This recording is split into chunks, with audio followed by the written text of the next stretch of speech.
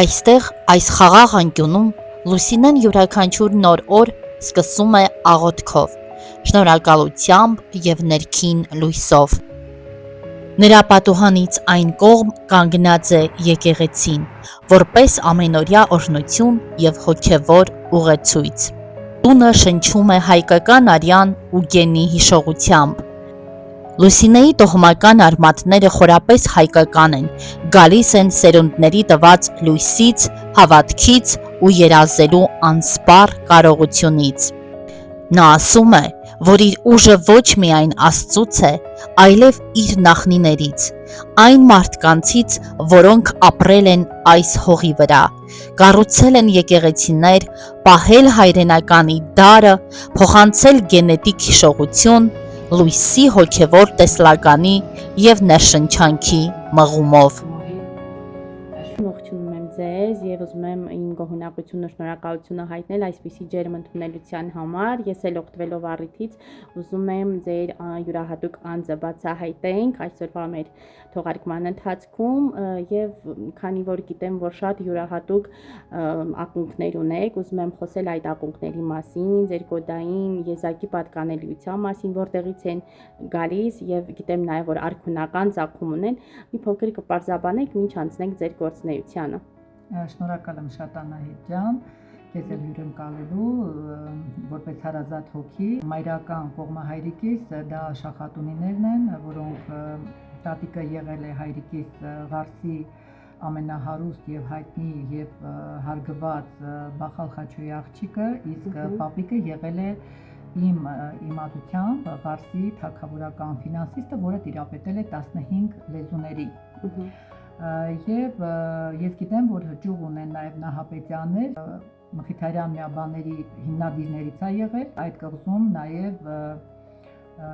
Կիսանդրին կա, որպես փաստ եւ ցանկանում եմ հաճախել անպայման դա կկատարել։ Այսօր էլ պահպանվում է։ Մինչև օրս պահպանվում է, Մխիթարյան միաբաններից է, որոնք կրթել են, զբաղվել են, ովքեր չգիտեն, մեր հայության, այո, ուսուցչությամբ եւ պահպանվում է մեր նաև գիտեմ գրքերը եւ շատ տեղեկություններ։ Հայրական կողմը ուրեմն Սուրմալուից են եկել, Արմավիրի մարդ, եւ տատիկը Բարոյան էր, նաեւ մի ջուղա Բարոյան էր, որոնք ունեն շատ ուժեղ ինտուիցիա, տատիկներից բախտավիճակվել, տեսել եմ այդ Աստղիկ Բարոյանին, շատ խելացի կին էր։ Մայրական կողմը մշեցիներ են, պապիկս, որը շատ սենց ջերմ ժպիտը իրենից է փոխանցվել եւ հայացքը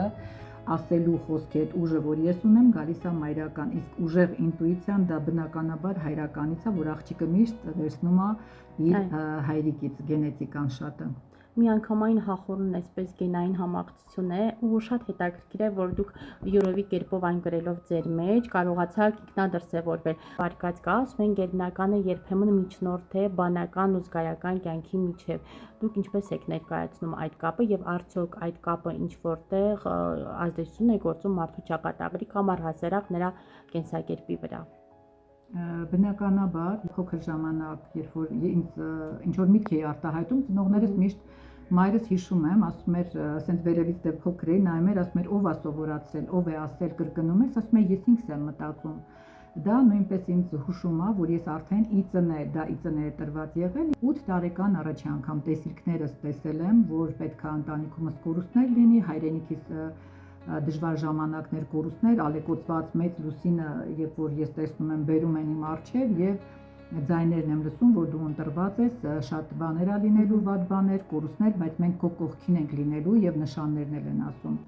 Եվ ես կարծում եմ, որ իրենց համար, եթե իրենք ընտրել են, ապա ընտրված մարդը պետքա լինի մաքուր, սպիտակ, որտեղ սպիտակ արարչինն է դա։ Արարչական գույների մեջ մտնում է սպիտակը, սևը, նաև դա էլ է Իրանը, մենք պետքա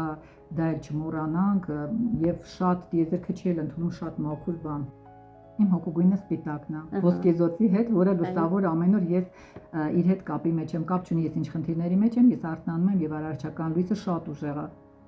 Կարծես անմիջապես առաջի այն որ ասում են ալիքը հենց կպած է արարչականի հետ, ես միշտ լուսավոր եմ, բոլորը գիտեն իմ ժպիտը կա։ Այո, ես էլ դա կարող եմ փաստել եւ նաեւ այդ գործունեությունը ինչպես եք որակում, այդ հիմնականում այն կրում է տեղեկատվական, հոգեվոր թե մոգական բնույթ։ ամեն ինչ էլ կա մարդու մեջ, արարիչը մեզ ամեն ինչ է տվել եւ մենք պետքա պորցիաներով, բաժիներով, չափաբաժիններով, այսինքն պետքա եւ օգտվենք եւ տիեզերքին տանք դրականը։ Լուսինե Հակոբյանի մոգական ձեռագիրը հեռուստադիտողին ծանոթ է դեռևս բյուրո 6 հեռուստահաղորդման շրջանակներից։ Հետաքրքիր է, որ Լուսինեի մասնագիտական կարողությունն ու լավատեսությունը արտացոլված են իր աշխատանքի եւ իր ձեռագրի մեջ։ Նա Աստծուն եւ Աստծո սերը զգում է եւ վերից եւ երկրից, բնական ու անբնական մի հզոր ուժով։ Հատկապես ձեր այդ մոգական դիտարկումները, մասնագիտական դրսևորումները տեսանելի էին բյուրո 6 հաղորդման շրջանակներում, եւ դուք բազմաթիվ անգամներ ձեր մասնագիտական գործունեությունը ցուցաբերեցիք եւ օգնեցիք մարդկանց։ Կար մի ընտանիք, առաջին նկարահանումն էր, որտեղ ես ոչ մեկ չգիտեր, որ նկուղ ունեին։ Ես արդեն մեքենայում էներգետիկ դաշտով ասեցին ուժերս, որ տես ինչ է կատարվում, ես տեսա, որ տղամարդու հայրական կողմից է տոհմական, կնոջ մայրական կողմից է գալի, եւ ես այդ հաղորդման ժամանակ շատ բան չբացահայտեցի, մենակ վերջում դուրս գալուց ամուսնուն ասեցի ներիր կնոջդ։ Շատ բաներ տեսնում ենք, բայց իրավունք չունենք բարձրաձայնել, նույնիսկ կա որ ամուսիններ դիմում են իրանց կանանց դավաճանության համար կամ կանայք ամուսինների, ես տեսնում եմ, բայց պետք չի ինձ ասեն ինքը լավ տեսնող է, բայց գաղտնիքներ բացահայտեմ։ Որպեսզի ընտանիքներ չքանդվի, մաքրումներ եմ անում, շտկում եմ, որը գրայինով է, այսինքն տղամարդն էլ մեղավոր չի, կինն էլ, որը գրայինով է, դա մաքրում եմ, մնում է ինքը իրական մարդի իր տեսակով, արդեն ամրանում է ընտանիքը, ամրացում։ Ձեր աշխատանքի առանձնահատկությունը ինչու՞մն է կայանում։ Առանձնահատկությունը մարդկանց գործերը, տոհմական գրերը, դիվային շատ տարբեր են, կա որ մահվան գիրա չի երևում, մաքրումներ ես անում, բացվում է, տակը երևում է, որ մարդու վրա արել են մահվան գրեր, կա որ սկզբից է երևում ժամկետը, կնիքը, մահվան կնիկ, ես դա իմ պրակտիկայից եմ ասում, կա բացասական էներգիաներ, դիվային աշխարհ, կա տոհմական անեծքներ, գրերով, մարդիկ տոհմական երկու ծնողներից եկած ծանր, որ ես մաքրելով, քանդելով այդ ամեն աղբը վերցնում եմ իմ վրա։ Ասում են, նրա մեջ հոսում է այն գենետիկ հիշողությունը, որ գալիս է հազարամյակների խորքերից։ Ձեռագիրը գենային կոդավորմամբ փոխանցվեց նաև իր որդուն՝ Վան Հարությունյանին։ Լուսինե ջան, այ գիտենք, որ ձեր մոգական ձեռագիրը գենետիկորեն անցել է նաև ձեր որդուն, բոլորը Վան Հարությունյանին գիտեն հաղորդումից։ Դա միայն ինձանից չի, ես ուժերը դերասում 8 տարեկանից տեսիքներով շատ անգամ են եկել, նույնիսկ ասել եմ որտեղ պետք է ամուսնանամ, որպեսզի ծնվեր Վանը, Վանի մյուս ճյուղը նույնպես ունեն տեսնելու ունակություն, տեսնում եմ, որ պետք է ունենամ ուժերը գալիս են, ասում են կունենաս տղա զավակ, անունը Պիտ Մաթեոս դնես, հենց այդ մեր գրափարով են խոսում եւ ես հիշում եմ եւ ես գիտեի որ որդի եմ ունենալու անունը Մաթեոս 10 տարեկանում կնքում եմ բայց ինքը կրում է իմ հայրիկի անունը Մարիա Սարգսյան ընտրեցի մորս ազգանունը քանի որ մայրական կողմից էր հիմնական ուժայինը գալիս եւ նաեւ ինձ ընտրել են որպեսզի Վանը հենց իմ միջոցով ծնվեր դա միշտ ինքն էլ է փաստում բայց այդտեղ կա արդեն Վանը ծնված է երկու աշխարհների համար լուսավոր սև եւ սպիտակի ինքը այդ սահմանագծում է ծնվել որ արարի երկուսի ոչ թե չար գործեր անի գրային ոչ դիվահարվածներին ինքը այդտեղ արդեն մեր ուժերը տարանջատվում են իմ մաքրումները հնարավոր անենց բաներ անեն հրաշներ բայց կա մարդկային դիվային գործեր որ ես այդտեղ ոտք չեմ դնում այդ գործերի մեջ չեմ խառնում քանի որ դա Վանինն է Վերջնում եմ վրա, մի քանի օրվա տանում եմ, ճիշտ է, բայց ես Աստծո տված այդ ուժով ես նորից վերականգնվում եմ։ Գենետիկ ամուր ողնաշարով եւ ներքին հզոր ուժով նա կարողացավ դիմակայել բազում խնդիրների։ Նրա ամեն մի քայլը դարձավ նաեւ քննարկման առարկա։ Նրան սիրում են, գնահատում, անգամ քննադատում։ Կանացի նուրբ էություն, ով ընդամենը մեկ հայացքով կարող է ներթափանցել մարդու ներաշխար, այն առնել իր ափին մեջ ու դիպչել ամենանուրբ լարերին,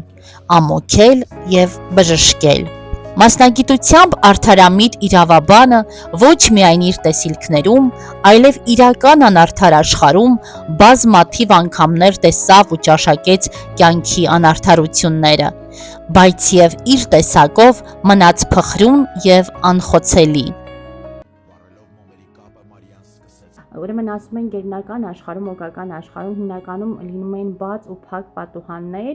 որոնք չեն առերեսվում մարդկային իրականությանը։ Արդյոք ձեր կյանքում կան այդպիսի պատուհաններ։ Ես միանգամից մտնում եմ մարդու մարմնի մեջ, մարդու մտքերի եւ զգարան, էմպանտ, այսինքն մարդ, ով որ զգում է դիմացինի ամբողջ հուզական աշխարհը, ես դες ծնվել եմ, այո,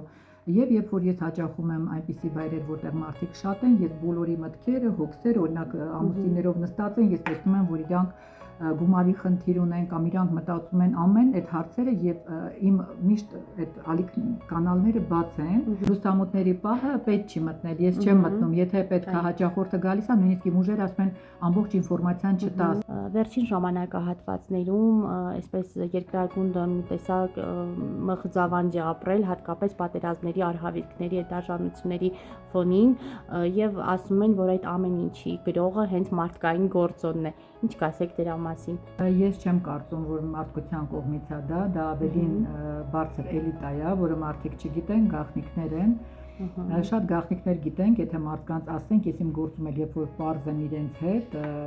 եւ ասում եմ, որ ոչ մարդկային գործոնները բացատրում եմ, դեռ դժվար է մարդը ընկալում, բայց պետք է ուրախ լինեմ, որ Հայաստանում կա այդպիսի մասնագետ, որը իրենց անմիջական քիչ-քիչ պորցիաներով տալիս է այդ գիտելիք, ասեմ, ինֆորմացիա։ Պատերազմները դրանք բոլորը պլանավորած են, դրանք ոչ մեկը կապ չունի ղեկավարների հետ, ակամայից դա պետքա լիներ, ով էլ որ լիներ, եթե պետքա Հայաստանը անցնի այդ ճանապարհը, ուրեմն պետքա անցնել։ Այստեղ գուշակելու, որ գուշակում են, գուշակությունները ընդհանրապես ես չեմ էլ սիրում տեսնել, տեսական դաշտով, տիեզերական կապը այլ է, գուշակությունները, երբ որ չար հոգիների հետ են կապվում, գերեզմանոցայինով են աշխատում, դիվային աշխարհին են տրվում ամբողջը, դա էլ չի ընդունվում, դու պետքա հավասար ապրես, լույս կրես այդ ամեն աշխարհը։ Լուսինե ջան, ես հիմա տեսնում եմ ձեր առջև այսպիսի հետաքրքիր իրեր, մի փոքր կպատմեք, ինչ ներգործություն ունի այն ձեր աշխատանքի մեջ, ինչպես եք այն կիրառում։ Խոտաբույսերի հետ կապված սերը դա նորից էլի հայրիկս միշտ ասում էր ուսումնասիրեք, 19 տարեկանում ծանոթանում եմ մի հատ հեքիմ կնոջ հետ, էլի հայրիկիս միջոցով մեր տունը հաճախում եւ բացատրում է հայկական լոշտակի մասին, մարդու արմատ, որը ինչպես են ուրեմն գիշերվա 5-ից 6-ի ժամանակահատվածում շանն են կապում այդ արմատից եւ շնից շունը քաշում է։ Սեղանին տեսնում եմ դրամապանակ, ինչ որ հետաքրքիր գծային ձևավորմամբ, այն ինչ որ ազդեցություն ունի, թե պարզապես պատկերավոր իր է։ Սրանք կոչվում են մեր մասնագիտական աշխարհում ռունաներ, ֆեյխու նշանն է, որ ես շատ եմ սիրում, ինքը բերում է գումար, հաջողություն, բայց դու պետքա սա նախ քեզ սա նվիրում եմ մեծ սիրով։ Շնորհակալ եմ։ Սա նշանակում է, որ դու այդ օգտագործելու ժամանակ, երբ որ թալիսմաններ հարցնում են մարդիկ, դու պետքա եւ ստանաս գումար, եկած գումարը ինչ որ մտավ քո օջախ, քո գրպան, դու պետքա նաեւ մի մասը տաս մարդկանց, այսինքն շրջանառություն պետքա դնես եւ դեզերքի հետ այդ ժամանակ այդ նշանը ուրեմն գործում է։ Տարիների ընթացքում շատ բաներ եմ փորձել, ես ինքս իմ վրա պետքա դուք էլ տարբերակեք բնական քարերը, ես բոլորին ասում եմ, որ ձեր վրա վատ քար չվաճառեն։ Ես ինքս հիմա պետականորեն Ռուսաստանի Դաշնությունից ներկրում եմ Հայաստան քիչ թվականակով թալիսմաններ, որոնք իրական են, ռունաներով են, որ մարդուն կբերեն օգնություն, այլ ոչ խաբեություն, անմասն չմնաց խոտաբույսերը, որոնք չարը վանում են, տարբեր տեսակի խոտաբույսեր են, որոնք հատուկ արդեն գիտենք շատ հզոր, տարատեսակ, որ ես իմ հաճախորդներին խորհուրդ եմ տալիս, մաքրումների ընթացքում այստեղից Ամերիկա, Ֆրանսիա, բացի որ ես գործողությունը կատարում եմ, գործերն ուղարկում եմ, նկարանում բավական է, մարդը պարտադիր չի, որ ինքը գա։ Արցախից շատ մարդիկ էին դիմում այն ժամանակ, մեր արցախցիները եւ Ռուսաստան եւ ԱՄՆ տարբեր տեղերից եւ տեսել են իմ ուժի զորությունը, այսպես ասած, ինձ անդադ ինչ որ մի բան կապում Արցախի հետ, եւ երկրորդ մայրս Արցախից, երևի ուժերը ընտրել են, որ այդպիսի դժբախտ մայրիկից մահից հետո եւ շատ նման բաներում այս մայրս է հզոր կին, որ դաստիարակությունը նաեւ հենց նես չի, ես ասում եմ այդ կապը, հայրս էլ Արցախյան դեռ առաջի պատերազմի ժամանակ շատ օգնություններ ա տվել, որ չի սիրում բարձրաձայնի։ Հոգևոր եւ գերբնական արժեքներով ներշաղաղ կյանքի մեջ Լուսինեն այսօր էլ ապրում եւ իր բուժիչ ձեռքով շարունակում է օգտակար լինել աշխարհին, պայքարելով չար ուժերի եւ կանխատեսելի վտանգների դեմ։ Սա է Լուսինե Հակոբյանի տարբերվող մոգական ու եզակի պատմությունը, իր տարբերվող առաքելությամբ։ Իսկ առհասարակ մենք բոլոր մահկանացուներս մեկ քայլով մոտ կամ հեռու ենք Աստծո խոսքից, որովհետև սրտի թելադրանքն ավելի մոտ է Աստծո կամեցողությանը, քանզի պատահական չի ասված. սիրտը Աստծո հետ, ուղեղն ու ձեռքերը աշխատանքում։ Այս բոլոր իրավիճակներից զատ, աշխարհիկ կյանքից զատ գոյություն ունի եւս մի շատ հետաքրքիր գերբնական գաղափար, աստվածային մեծ սերը, այսինքն երբ որ մարդը մի փոքր անատոմիապես կամ հոգեպես ընկճվում է, միանգամից հիշում է Աստծո գոյության մասին։ Այդ հավերժական գաղափարը ինչպես եք դուք վերցնում, Լուսինե ջան։ Ինձ համար ամենակարևորը, որ ես ամեն օր հիշում եմ, առաջին պետք է հիշես, Արարիչը այլ ուժային համակարգը, աստվածները դրանք այլ են եւ Աստծո որդին էլ իմ համար ես տենց եմ տեսել, տենց եմ ընդունում եւ շատ իրենց օգնականներ կան աշխարհ մի մեծ բանակա, որոնք մարդկանց օգնում են, մարդիկ դա չեն գիտակցում։ Քանի որ մեր շրջապատող երկրային կյանքում բազմաթիվ են չար ուժերը եւ առհասարակ չար մարդիկ, ինչպես պետք է պաշտպանվել չար ուժերից եւ ինչպես անել, որպեսզի հետամուտ չլինել այդ բացական երևույթներին եւ ձերբազատվել հնարավորինս։ Դե մենք պետք է միշտ հիշենք, որ չարը ամեն ուրա միշտ ասում են եւ ինքը ավելի խելացի է, մարդկանցից ավելի գիտակա, ավելի շատ պետք է աղոթենք, ավելի շատ գտնվենք Աստծո մոտ։ Միայն Տիրոջ նկատմամբ ունեցած մեր փափագն ու աղոթքն է մեր սրտում տեղ պատրաստում Աստծո համար։ Երբ աղոթքի միջոցով մտնենք հոգևոր աշխարհ եւ ապրենք անխռով, արդար,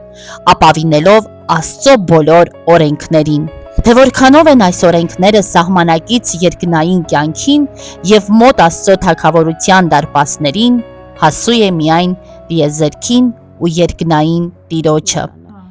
Մեզնից յուրաքանչյուրն ունի սուրբ դառնալու բազում շնորհներ, իսկ սրբության ճանապարհը մեկն է՝ անդադար աղոթել։ Անահիտ Հակոբյան, Բրազիլիայի Armenia Eterna հեռուստաժամի թղթակցուհի։